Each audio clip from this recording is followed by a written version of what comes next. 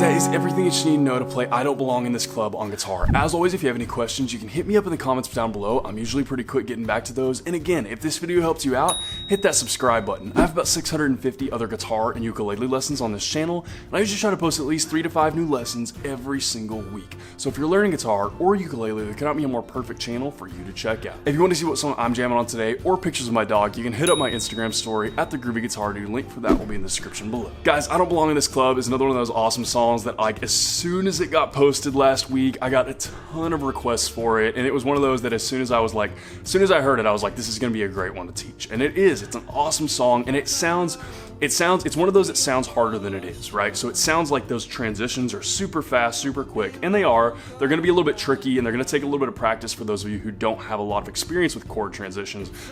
But there's no real complicated chords in this. They're all fairly basic open chords, no bar chords, anything weird like that. And the strum pattern is simple too. It's all just down strums. So other than that, really no complicated strum patterns, no bar chords, nothing like that. So really the only tricky thing, the only thing that's gonna take a little bit of practice with this one for beginners is gonna be the transitions. Other than that, chords are easy, strum patterns super easy, all that.